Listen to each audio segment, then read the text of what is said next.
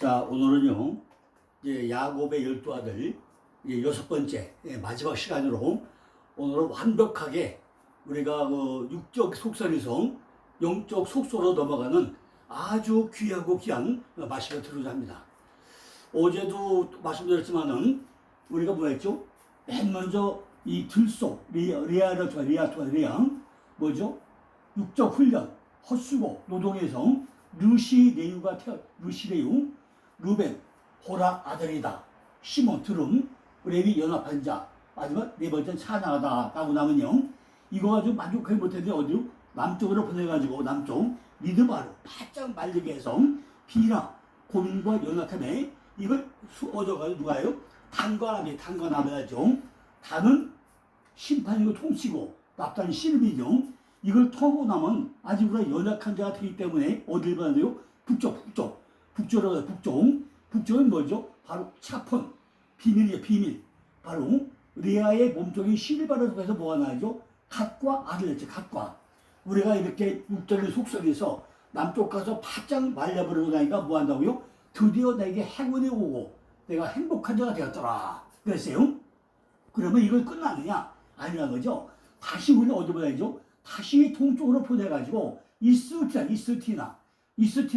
뭐지? 이스가는 보상이 있다. 네가 지금까지 육적인 속성에서 르시육을 거쳐가지고 탐남을 거쳐가지고 가닥을 낳고 나는데 안 되고 나니까 다시 네가 비밀을 알았느냐? 이걸 네가 보상을 받아. 보상을 받고 어디가 온다고요? 11년 높은 곳에 거하는데 높은 곳에 거하면서 드디어 이제 뭐가 되죠? 리아가 르시레유 이스티나 아들 6에 딸 하나를 낳았다. 딸 하나.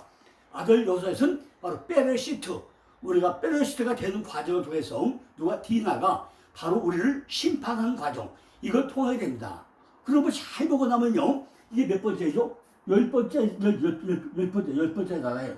10번째. 그럼 지금 열 아들을 뭐 한다고요? 전부 다 11조. 디나가 심판을 한다는 얘기입니다. 디나가. 우리가 이제 육적인 속성을 전부 다 심판을 받고 나면 어디로 한다고요? 드디어 이스티나 통과해서 어디로 가요? 서쪽에 바로 라헬 암양으로 암양을 내서 양밈을 통해서 가가지고 누구야죠? 요셉과 베냐민을 낳는 사건입니다. 그래서 요셉과 베냐민 우리가 이렇게 육적인 속성에서 영적으로 넘어가는 과정이 첩첩산골이고 얼마나 힘들게 왔습니까?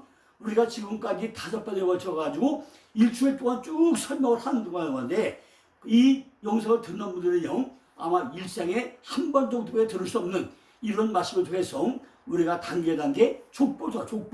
12아들의 이름을 통해서 우리의 신앙 노선이 어떤가 완벽하게 아마 이해를 했을 걸로 제가 확신합니다.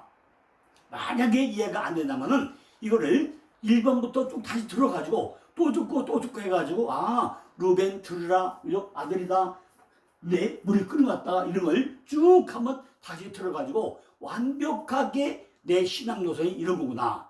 내가 처음에 예수 믿을 때 참으로 보라 아들이다 너무나 좋았는데 지금 내 상태는 어떻다고요? 물이 끓은 것 같구나. 내가 정말 이렇게 남 비평 판단 평가하면서 내가 교회를 다니고 있구나. 내 안에는 아직까지도 하나님이 있는지 모르겠구나. 하나님이 누군지 내가 누군지 모르면서 나는 그냥 성전 방바닥 바꾸는 거 아니가. 이걸 우리가 다 전부를 해봐야 된다 그죠. 교회 가서 심어 드럼인데 드럼을 다 들어가지고 마시고 들는데 귀가 안 열리고 눈이 안 열리니까 입이 안 열리고 또요 찬양 칼. 또 우리가 뭐죠? 하나님과 나하고 연합이 돼야 되는데 내 입술에 찬양 칼이 있어가지고 연합도 못하고 그러나 어떻게 돼 하나님은 그걸 통해서 우리가 하나님을 찬양하게 하는데 찬양인지 찬송인지 찬미인지 또 분간도 못하고 그냥 교회만 다니는 이런 상태가 아니냐는 거죠. 그러니까 어떻게 하죠? 남쪽으로 바짝 보내가지고 내가 남쪽 미드바로 가서 바짝 말려버렸는데 과연 내가 말려버렸는가? 우리도 한번 생각을 해봐야 된다는 것입니다.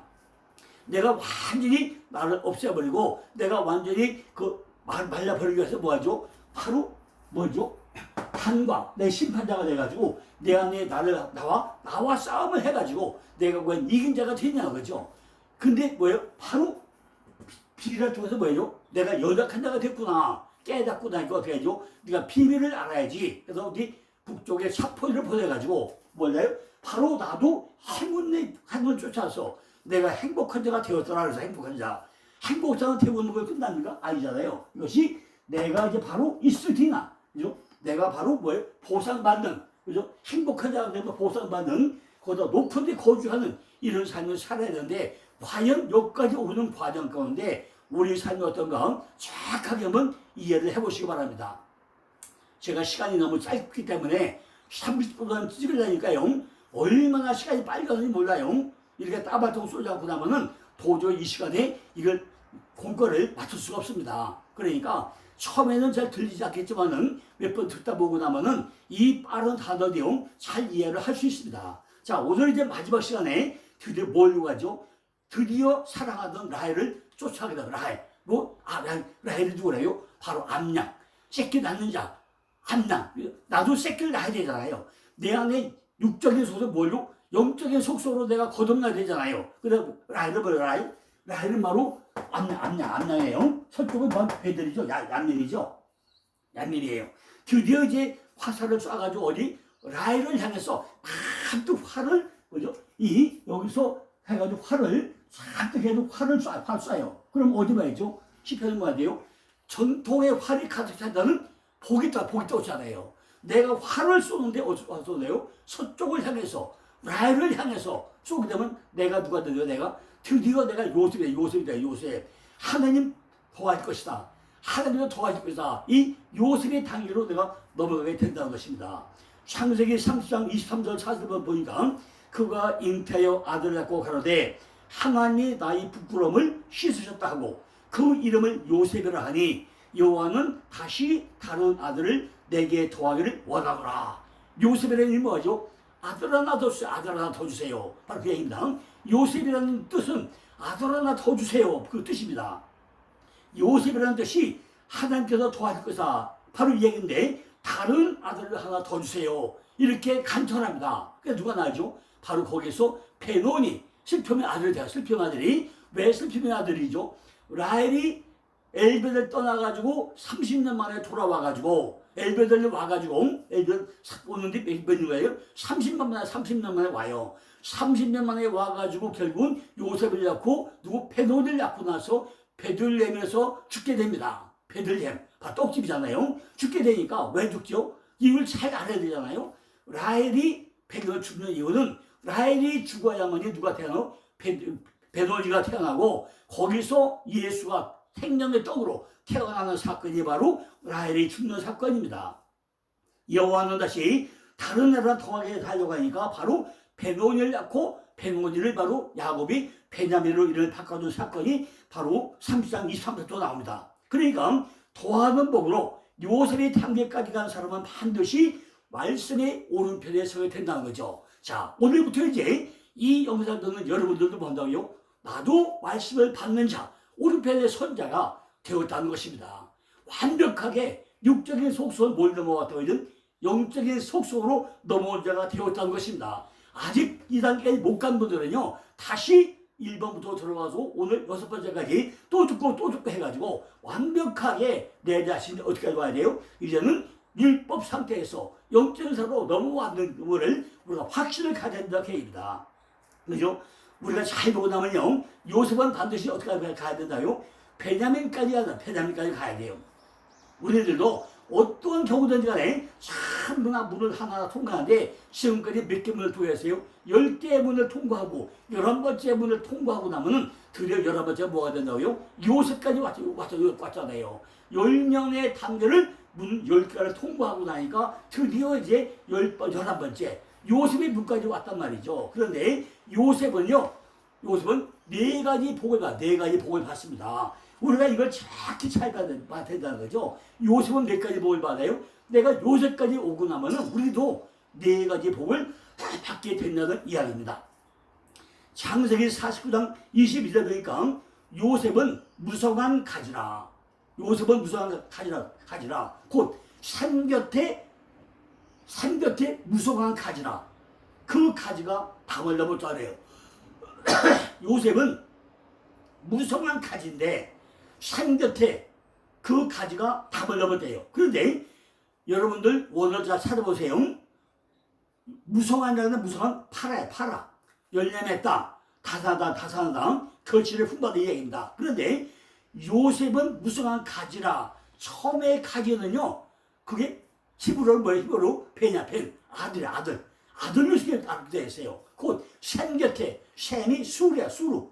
셈이 아인, 눈, 샘물에 샘물, 눈물샘. 우리 얼굴에 샘 몇 개 되죠?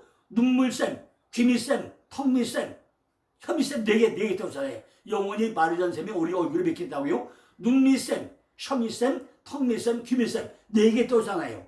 우리 가슴에 몇 개 나와요? 비손, 기온, 히트의 유브라데 4대간이 흘러가요. 그런데 무성한 가지인데 앞에 가지는 베냐펜, 아들, 세워진 자, 손자예요. 그리고 샘은 아이, 샘물. 근데 무성한 가지라. 그 뒤에 가지는 뭐예요? 바노트야, 바노트. 딸이야, 딸. 마침 받는 자. 틀려요. 앞에 가지는 벤 아들이고 뒤에 가지는 바노트, 딸들. 복수로 나와요. 담을 넘었더라. 담이 슈르야, 슈르. 담을 넘었다. 그러니까 우리가 원어를 안 보고 나면은 그저 가지 똑같은 가지가 많은데 앞에 가지는 벤 아들이고 뒤에 가지는 바노트, 딸들이고 완전 달라요. 남자와 여자. 그죠? 아들들과 딸들. 아들들은 쉬고 딸들은 마침을 받는 자, 치료받아 교회들고 완전 달라요. 같은 가지인데 원어는 완전히 다르다 계획입니다. 꼭 찾아보셔야 되는 계획입니다. 요셉은 풍부한 열매를 맺는 가지, 아들들도 서 있다는 거예요. 첫 번째 샘 곁에 무서운 가지라는 게 뭐냐? 그 가지가 답을 넘었다는 거죠. 여기서 샘이라는 것은 야곱의 샘을 말씀합니다. 야곱의 샘이 뭐죠? 창세기 14장에 가고 나면은 아브라함이 멜기세덱에게 11절 바치니까 멜기세덱이 뭐예요? 떡과 포도주다. 떡과 포도주가 떠오르죠. 창세기 27장 18절 가니까 바로 뭐예요? 거기에 곡식과 포도주가 나와요. 민수기 18장 10에 가니까 포도주와 곡식이 나와요. 신명기 11장 14절에 곡식과 포도주가 나와요. 또 이사야 36장 11절 가니까 거기도 또 뭐예요? 떡과 포도주가 나오고 호세아 2장 8절, 신명기 33장 28절, 고린도전서 11장 23절로 25절, 마태복음 26장 26절 28절. 이게 전부 뭐죠? 떡과 포도주 다 이게 나와요. 예수님이 뭐죠? 내 몸은 떡이요 내 피는 포도주라고 했잖아요. 그러니까 이 떡과 포도주가 뭐냐는 거죠. 바로 예수 그리스도, 그분을 상징했다는 것입니다. 신명기 33장 13절 17절에 보니까 또 요한복음 4장, 고린도전서 11장 23절 25절, 마태복음 26장 26절 17절부터 해가지고 전부 다 뭐죠? 야곱의 샘은 떡과 포도라고 설명되어 있고, 이것은 예수님께서 성찬시대 뭐라고 한다요? 내 몸은 떡이요 내 피는 포도주라고 설명하고 있다는 것입니다. 그래서 전부 다 뭐죠? 바로 예수 그리스도를 상징하고 있다는 것입니다. 요셉은 떡과 포도주를 먹음으로 해서 어릴 때부터 뭘 입어요? 채색 옷을 입고 자랐다는 것입니다. 우리들도 이렇게 요셉같이 떡과 포도주를 먹음으로써 우리가 삶에 풍성해야 돼요. 뭐예요? 요셉은 무성한 가지라. 열매가 풍성하게 맺어야 됩니다. 요셉은 풍성한 열매를 많이 맺은 그런 아들이라는 거예요. 그처럼 많은 열매를 맺으려면 반드시 뭐가 있어야 돼? 내 안에 떡과 포도주가 있어야 된다는 거죠. 떡과 포도는 뭐라고요? 예수 그리스도가 내 안에 있어야 된다는 것입니다. 요셉에게 이 말씀을 한 것은 가지가 있어야 담을 넘을 수 있다. 가지가 있는데 앞에 가지는 뭐예요? 펜 아들이고 뒤에 가지는 뭐라고요? 바노트 딸들이고 남자와 여자가 같이 남자 결혼하는 이것이 한테 들어있어야 가지가 담을 넘는다는 것입니다. 물도 이것을 먹은 자만이 그 가지가 담을 넘는다는 거죠. 누굴? 예수 그리스도. 떡과 포도주를 먹어야만이 가지가 담을 넘는다는 것입니다. 담을 넘는다는 뭐죠? 벽을 통과하는 것과 같은 거예요. 벽을 통과하는 것, 문을 통과하는 것, 그 의미가 똑같은 얘기입니다. 요셉은 수없이 많은 난관의 벽을 통과합니다. 감옥에서 13년 살죠. 또 큰 또 살죠. 이렇게 정말 작은 감옥에서 큰 감옥으로 갔다가 꿈을 통해서 바로 총리 대신 되지 않습니까? 이런 과정을 거쳤는데 그것이 문을 하나 통과하는 이런 과정을 거치게 됩니다. 이렇게 요셉은 수도 없이 많은 난관의 벽을 통과해가지고 드디어 형통한 자가 됐더라.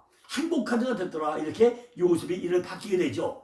우리들은 이렇게 떡과 포도주가 없으면은 셈이 이루지 못한다는 것입니다. 우리 안에 눈밑샘, 혀밑샘, 턱밑샘, 귀밑샘이 있는데 이것도 뭐예요? 바로 예수 그리스도 떡과 포도주를 우리가 먹어야만이 이것들을 풍부하게 샘물을 끊임없이 쏟아낸다는 것입니다. 그죠?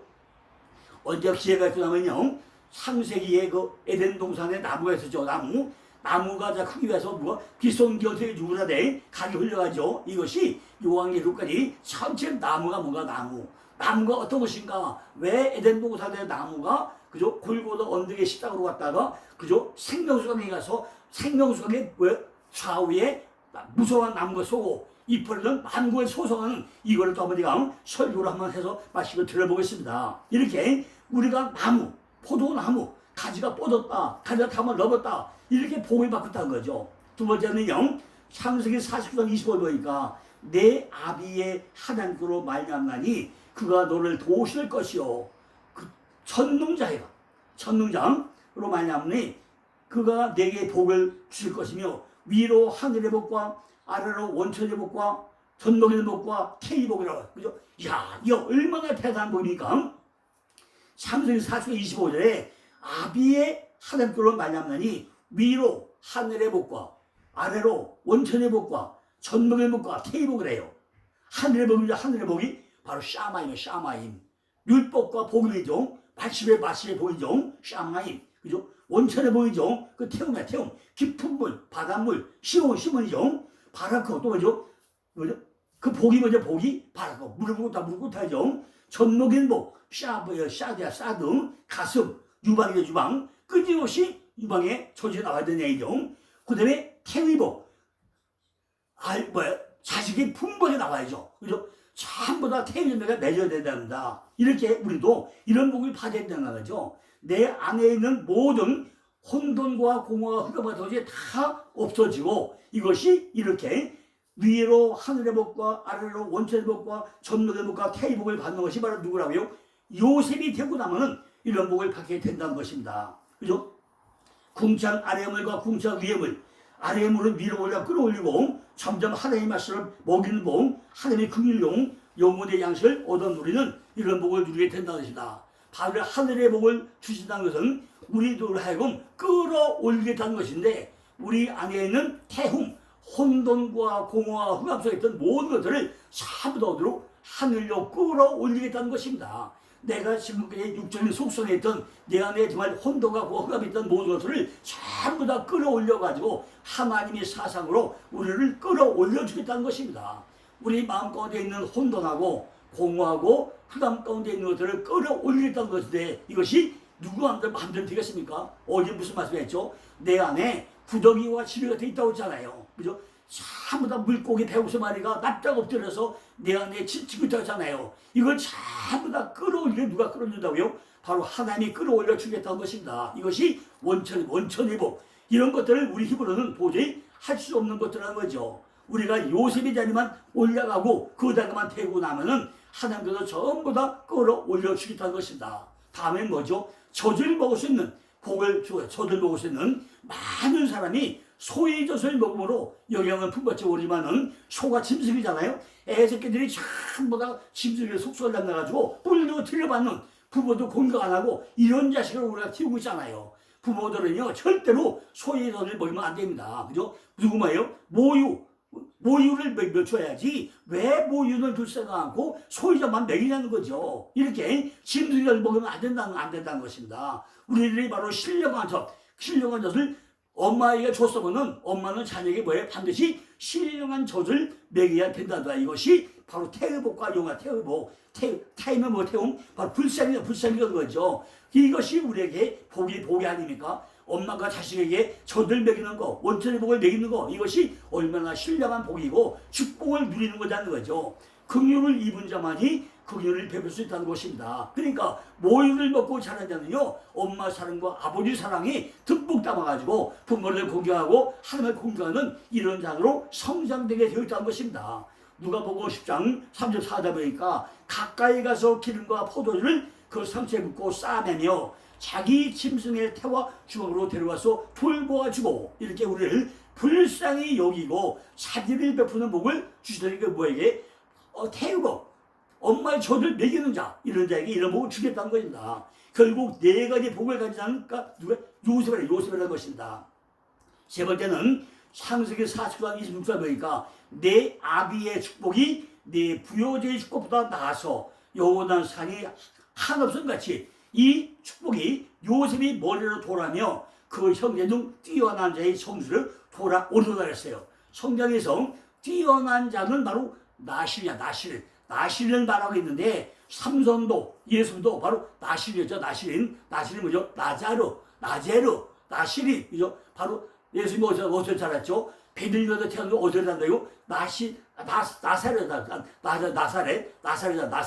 나사렛이 문둥병자, 채사, 연약한 자 이 뜻이 아닙니까? 왜 거기서 자라는 거죠? 우리가 아무 보잘것없는 이런 사람들이 왜 나실인, 그죠? 문둥병자, 머리가 하얗게 된 자, 대머리가 된 자, 이게 나실입니다. 이 말도 결국에는 우리도 11번째 요셉이 자리에만 가고 나면은 누가 내가 나실인이 될 수 있다는 것입니다. 잠언 4장 9절 보니까 그가 아름다운 관을 내 머리에 두겠고 영화로운 멸관을 내게 주라. 내게가 우리 멸관이 머리 쓴 거 아닙니까? 내가 대머리가 돼야 멸관 쓴 거예요. 대머리가 뭐죠? 육적인 속성이 다 빠져가지고 대머리가 된 자, 문둥병이가 된 자, 흰것이 된 자, 이게 대머리 아닙니까? 그죠? 골고다 언덕에 해골이야 해골. 골고다 언덕. 내가 해골 빠져 돼야만이 골고다 언덕에 십자가에 달리는 것입니다. 이렇게 이걸 복을 주셨다는 거죠. 드디어 우리를 나시인으로 살 수 있는 복을 주시겠다는 것입니다.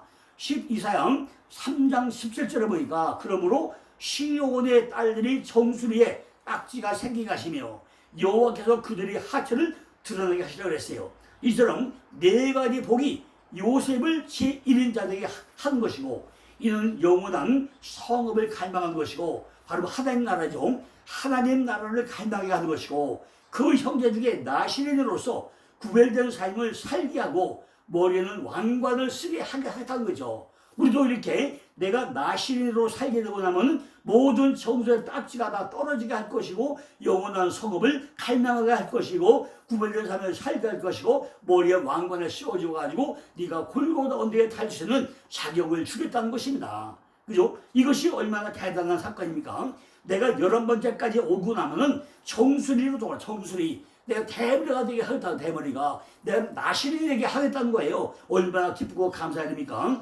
요셉이 인격과 신앙에 대한 첫째 뭐죠? 요셉은 창세기 50장 2절 보면 뭐예요? 여호수아 24장 3절은 요셉은 믿음의 사람이라고 했어요. 두 번째 창세기 37장 2절 가니까 과실에 대해 가지고 민감하다 과실 자기 잘못에 대해 가지고 아주 민감한 사람이었습니다. 세 번째는요 창세기 40장 7절로 8절 보면 마음이 친절하다 해서 마음이 친절한 자. 또 네 번째는 창세기 39장 9절 11절에서 21절 보면 성실성과 마음의 순수성을 지었다고 했습니다. 창세기 41장 16절에는 겸손했다. 그 다음에 창세기 40장 8절 가니까 여섯 번째 하나님을 영원하게 하는 자부터 영원한 자.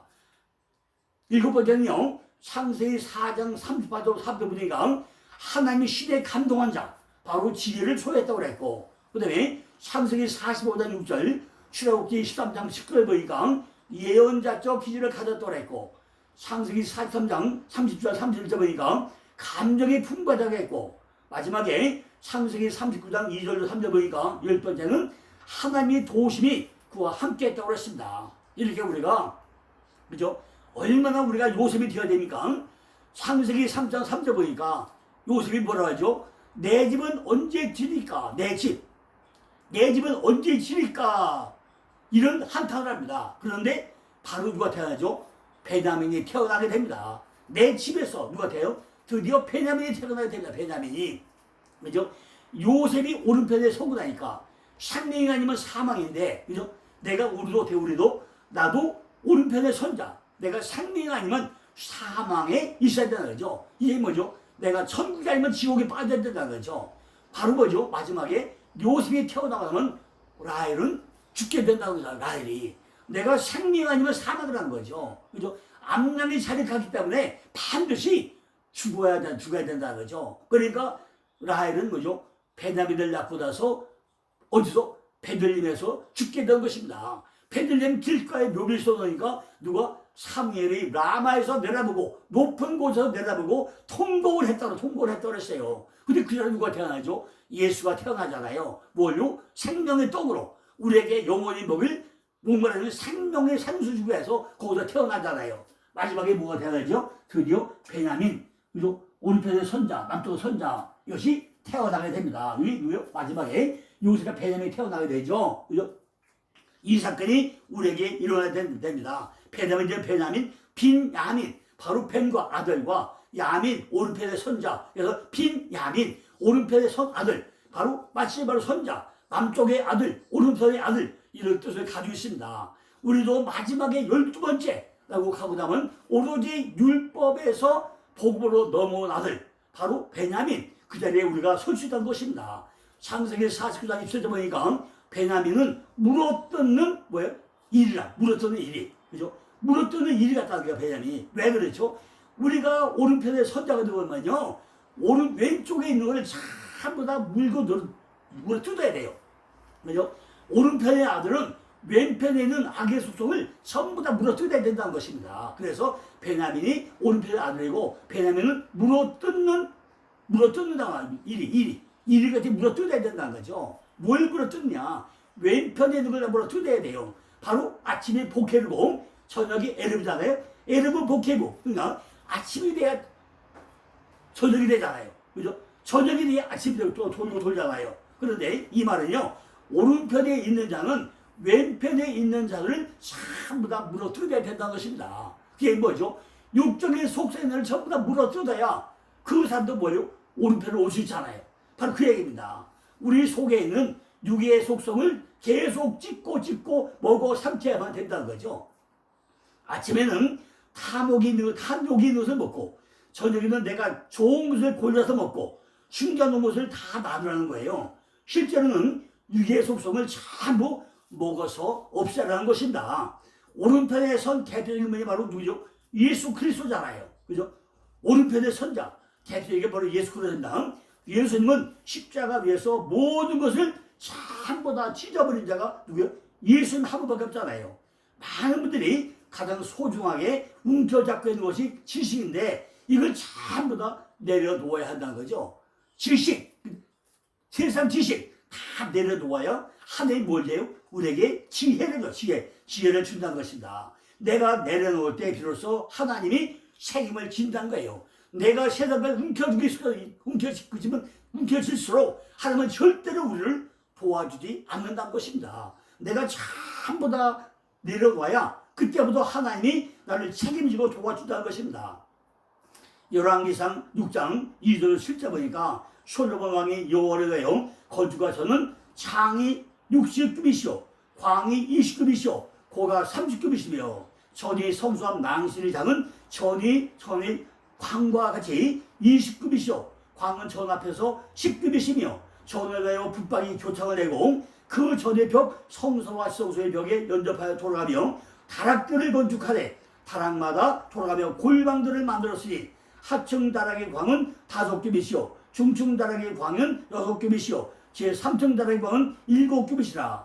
전이 벽 바깥으로 돌아가며 턱을 내가지고 골방 들보들로 전이 벽에 박히지 않게 하시며 이 전은 건축할 때에 돌을 뜨는 곳에서 시력하고 가져다가 건축하였으며 건축하는 동안에 전 속에서 방망이나 도끼나 모든 천자소가 들리지 아니하였으며 중층 골방의 문은 전 오른편에 있는데 나사 모양 사드로 말미암아 하층에서 중층으로 오르고 중층에서 3층에 오르게 하였더라. 이 얘기를 잘 한번 읽어보세요. 그리고 그림을 하나 그려가면서 한번 그림을 그려보세요. 제가 오늘 시간 없어서 우리가 다 설명 못하니까 이 그림을 잘 그리면 어디요? 내 안에다가 성전 짓는 이야기입니다. 내 안에 골방 위에 골방이요 3층에 3층이요 이렇게 내 안에 성전 짓는 이야기입니다. 6절에서 말하는 다락방은요 우리 속에 3층의 구조물을 구조한 방들을 이야기하고 있잖아요. 내 안에 3층으로 집을 짓는다는 것입니다. 하층 다락은 5규빗, 중층은 6규빗, 제3층은 다락은 7규빗, 5와 6과 7 이렇게 잘 올라가면서 넓어지게 집을 짓는다는 것입니다. 6규빗은 뭐죠? 6째 날 성상의 모양을 말하는 것이고 7째 날은 거룩과 안식에 들어간 것을 말하는 것이고 그리고 뭐죠? 내 안에 첫째 날부터 7째 날까지 하나하나 집을 지어간다는 것입니다. 첫째 날 빛소리가 어둠이 물려가고 둘째 날 위에 하늘과 아래 하늘 궁창이 만들어지고 셋째 날 씨뿔이 땅이 되고 넷째 날 해와 달과 별에서 이적사 이루어지고 다섯째 날 공중에 새가 나르고 땅에 진흙이 겨다니고 바다에 물고기 겨다니고 여섯째 날 아담을 만들고 사람을 만들고 일곱째 날 안식에 넘어가는 이것들이 내 안에 성전 짓는 이야기로 지금 설명하고 있다는 얘기입니다. 그러니까 그걸 잘 본다면요 이 전은 밖에 있는 전이 아니라 내 안에다가 성전 짓는 이야기 때문에 연장소리가 하나도 들리지 않았다 이렇게 설명을 합니다. 내 안에 짓는 성전은 누가 돼요? 하나님과 나만 안다. 하나님과 나만 안다는 거죠. 내 안에 어떤 성전이 지어졌는지 누가 알아요? 하나님과 나밖에 모른다는 거죠. 그죠? 다섯 규빗, 7규빗 그 5년 정도 풍성해진 것이고 그죠? 청성과 모양이 이루어지는 것이고 이것이 안식에 이루어진다는 것이고 하나님이 아니고는 영원한 안식이 절대로 없다는 것입니다. 그러니까 하나님의 뜻이 점점 풍성해질 때 우리 안에서 형상과 모양이 이루어지고 그때야 영원한 안식이 우리에게 주어진다는 것을 솔로몬 성전 짓는 이야기를 통해서 우리에게 설명하면서 바로 내 안에 샬롬 평강이 있어야 된다 이렇게 설명을 하는 것입니다. 그것은 지혜로만 지어진 집이기 때문에 밖으로는 절대로 소리가 나지 않는다는 것입니다. 창세기에 보고 나면 첫째 날부터 다섯째 날까지는 하나님 보시기에 시인이 좋았다라고 말하지 않다가 여섯째 날이 되어서는 보시기에 시인이 좋았더라 이렇게 설명을 합니다. 내 안에 마심으로 풍성한 집이 지어지고 나면 하나님의 형상과 모양이 전부 다 드러나게 되어 있고 그때야 하나님은 보시기에 시인이 좋았다고 말씀하시는 것이고 말씀 안에서 안식을 누릴 수 있는 샬롬이 된다는 것이고 바로 이것이 솔로몬 성전이 샬롬의 성전 예루살렘 이것이 어디? 내 안에 성전으로 지어진다는 이야기입니다. 이처럼 내 안에 예루살렘 성전이 지어지고 나면 그때야 요한계시록 21장 12절에 이스라엘의 12지파 이름이 내 안에 거룩하게 하나하나 서가게 된다는 것입니다. 그러니까 야곱이 사닥다리가 하늘까지 닿으면 우리는 새 예루살렘 성전을 지을 수가 없다는 것입니다. 그러니까 우리들은 12아들 이름을 매일매일 묵상하면서 이것이 어떤 의미인가 이름값을 하나하나 우리가 살펴봐야 되는 것입니다. 이스라엘의 첫 번째 왕은 자기가 이스라엘의 작은 바로 베냐민 지파 출생을 주지시키면서 임명받은 것에 대한 이유를 제기하고 있죠. 사무엘이 직무가지로 베냐민 지역에서 행해졌고 사울뿐만 아니라 예레미야나 에스더도 바로 사울도 베냐민 지파였죠. 베냐민 지파. 그러니까 이 누구죠? 베냐민 지파에서 누가 나오죠? 바로 사도 바울과 사울이 나와가지고 이 유다 지파에서 예수가 나와가지고 첫 번째 기름 만드는 사건이 바로 베냐민 지파 아닙니까? 그죠? 베냐민 지파에서 오르페 선자 나가요. 오르페를 마시고 선자가 되니까 사도 바울이 바로 신학 선지가 몇 권? 13권을 만들어내고 바로 예수와 니꼬데는 하나 되는 이 사건이 일어나게 된다는 것입니다.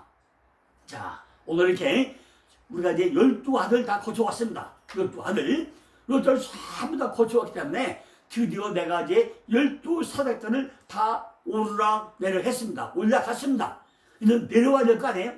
내려와야죠. 내려오지 아주 간단하게 이 총정리를 한번 내가 하는 것에 대해서 7번째는 12아들의 마지막 결론 부분, 그죠? 마지막 짤막하게라도 결론 부분을 한번 종합적으로 말씀을 드리겠습니다. 지금까지 이렇게 루벤부터 시작해가지고 동쪽으로 르시레유, 그죠? 그 다음에 남쪽으로 와서 단납, 북쪽으로 가서 가다, 다시 이스, 뒤나와가지고 이 활 쏘는 외교성, 활 쏘는 모습으로 지금까지 여러분들이 얼마나 이해하는지 모르겠습니다.